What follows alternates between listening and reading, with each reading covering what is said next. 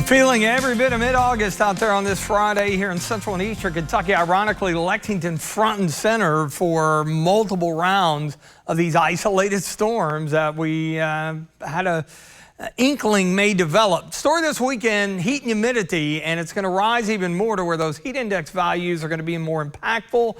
Outdoor activities this weekend, plan ahead. Better storm chances return a little later on next week, but we have to get rid of what we have right now. And you see what's happening Lexington and to the southwest here. Zooming in, this part of the cell weakening out, although a fairly steady heavy rain running right out Old Frankfort Pike out Versailles Road, right there over the airport, just outside of New Circle Road. Starting to see some lighter rain running up Georgetown Road. And then this thing's really kicked up here from Keene and northwestern Jessamine County through Nonsuch there in southern Woodford, and then stretching to a lot of Mercer County. Not a fun drive through Salvisa, McAfee, and down to Harrodsburg along the US 127 corridor. These little pop-ups near Lake Cumberland finally beginning to collapse. But we had the earlier round here in Lexington, didn't move very much, and then this secondary round moving in right now. That should be the end of it. Once it begins to weaken here within the next hour or two as the sun sets,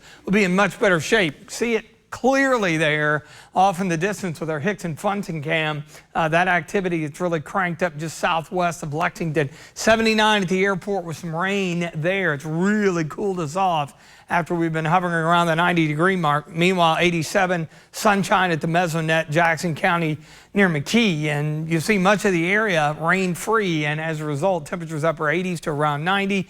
Dew points up, that puts heat index values into the mid to upper 90s. Little boundaries still pesky and hanging around enough to keep a few of those isolated cells kind of overperforming even a little more than we anticipated today.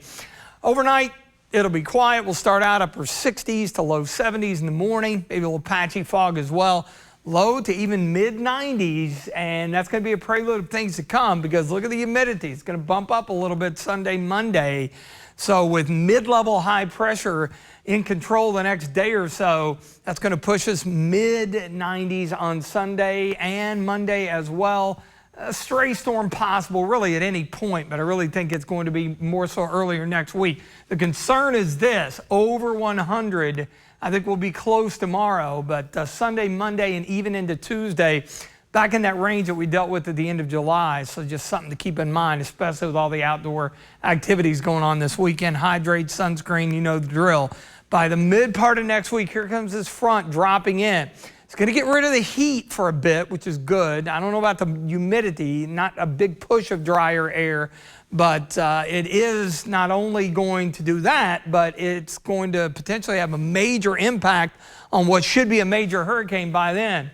Aaron became a hurricane earlier this morning, forecast to move north of Puerto Rico and begin to make that turn as a major hurricane, possibly all the way up to a solid 4. And then as it hooks the corner on Tuesday, there's the east coast of the U.S. It's going to stay away from the Florida and the Bahamas, high in the central plain, or the central Atlantic, that is, and over the Gulf. And that trough that's going to bring us the rain, that should help to steer it away from the east coast of the U.S. Definitely got to watch it closely. Some of the models want to bring it awfully close to the Outer Banks, so we'll see how that plays out. Warm, muggy, patchy fog late tonight once we're rid of these storms. Low 70s in the morning, hot and humid tomorrow, 93. Let's take it easy this weekend into early next week as we see those mid-90s and the feel likes over 100. There's your break in the action with storms and then slightly cooler highs this time next week back in the mid-80s.